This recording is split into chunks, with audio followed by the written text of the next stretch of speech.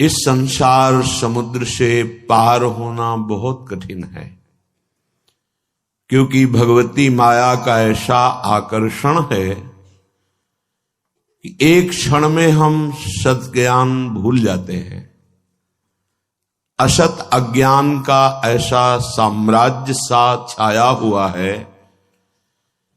सत संकल्प करते हैं कि आज के बाद हम ऐसा नहीं करेंगे, पर विवश होकर के फिर माया हमसे वैसा ही करा देती है जो नहीं करना चाहिए। उसके लिए हमें अध्यात्म बल की आवश्यकता है। अध्यात्म बल बड़े कृपा पात्रों के हृदय में जागृत होता है। कृपा हमारे ऊपर है, पात्र हमें बनना है। कृपा न होती तो मनुष्य देह न मिलता, साधु संग न मिलता, धाम आने को न मिलता, नाम लीला रूप प्रभु के सिद्धांत ये सुनने को न मिलता। कृपा तो है, अब हमें कृपा पात्र बनना है, तभी वो प्रेमामृत रस हमारे हृदय में आएगा। कृपा पात्र उपासक एकमात्र अपने आराध्य देव के चिंतन का ही महत्व रखता है।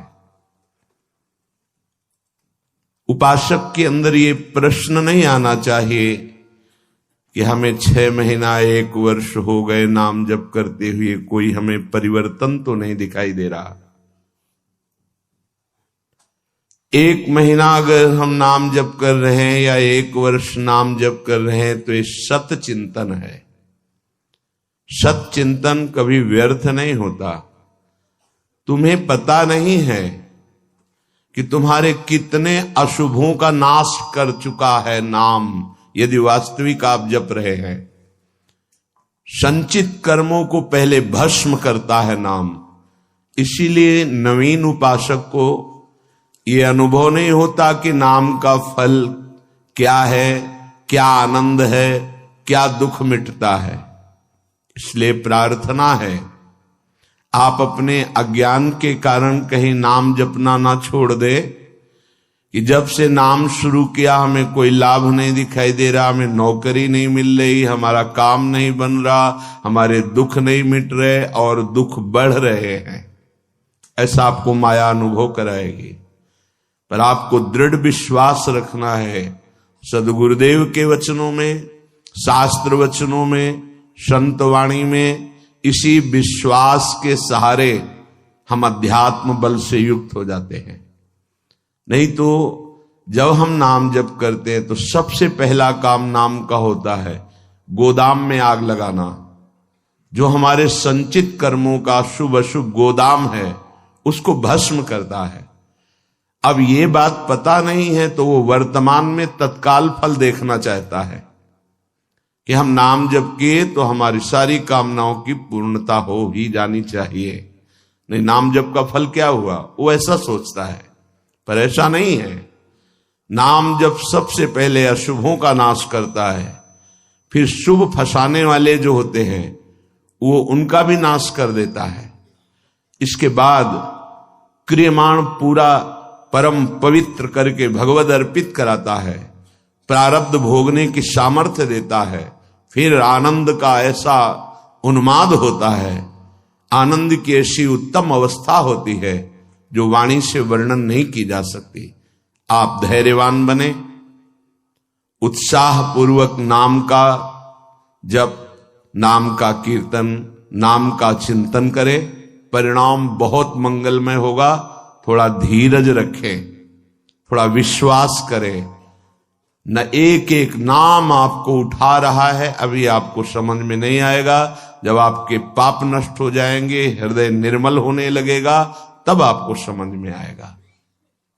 मेरा मन प्रियाजू की कृपा से इस प्रेम रस में आविष्ट हो गया है। अब मेरे लिए वृंदावन से उत्तम कोई नहीं, क्योंकि वृंदावन ने मुझे प्रियाजू प्रदान किया, प्रियाजू के चरणों का प्रेम प्रदान किया, राधा नाम प्रदान किया। अब किसी की कोई मर्यादा नहीं। प्रेम की अपनी स्वयं की मर्यादा है कि वो किसी की मर्यादा नहीं रखता। प्रीति न काहू की कान बिचारे, ये प्रेम है। प्रीति की रीति रंगीलो ही जाने। अगर प्रेम का सही रूप कोई जानता है तो प्रभु श्री कृष्ण जानते हैं। इसलिए वो मर्यादा पुरुषोत्तम के रूप में जब अवतरित हुए तो एक एक मर्यादा का पालन।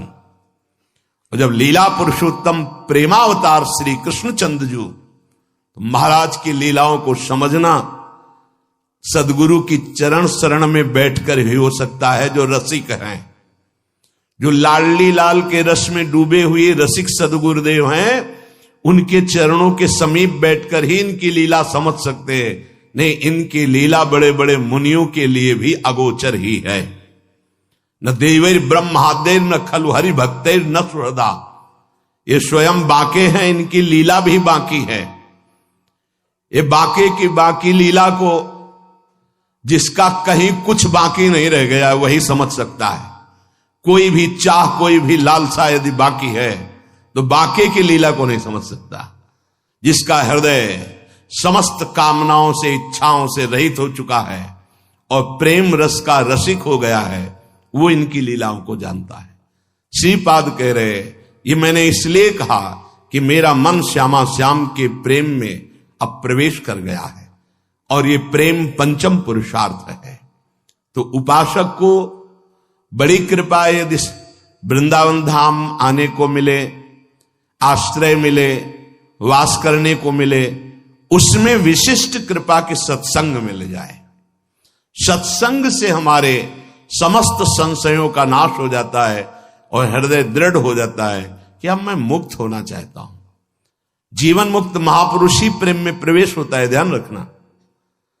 प्रेम रस तभी प्राप्त होता है, पहले प्रेम जीवन मुक्त करता है, तत्वबोध कराता है। सर्वान वस्तु तया निरीक्ष परम स्वाराध्य बुद्धिर्मम, जो उपनिषद कहते हैं सर्वम खलमिदम ब्रह्म ने नानास्त किंचन, इसका पहले बोध होता है, फिर प्रेम रस प्राप्त होता है। जीवन मुक्त करके विदेह स्थिति से फिर वो प्रेम प्रदान करते हैं। जैसे पांचों भूले देह शुद्धि, ये विदेह स्थिति है। तब छठे भावना रास की, तब वो भावना में प्रवेश करता है। इतनी ऊंचाई हम अपने साधन बल से नहीं प्राप्त कर पाते, ये गुरु कृपा बल से। तभी कहा है रे मन रसकन संग बिन रंच न उपजे। एक साधारण बिना साधन जानने वाले को भी प्रिया जो मिल गए। क्यों? क्योंकि सीधे रसिक कृपा और आसक्ति मेरी लाडली मेरी प्रिया जो, वो दुनिया के शास्त्रों का परिचय नहीं जानता, सिद्धांतों का परिचय नहीं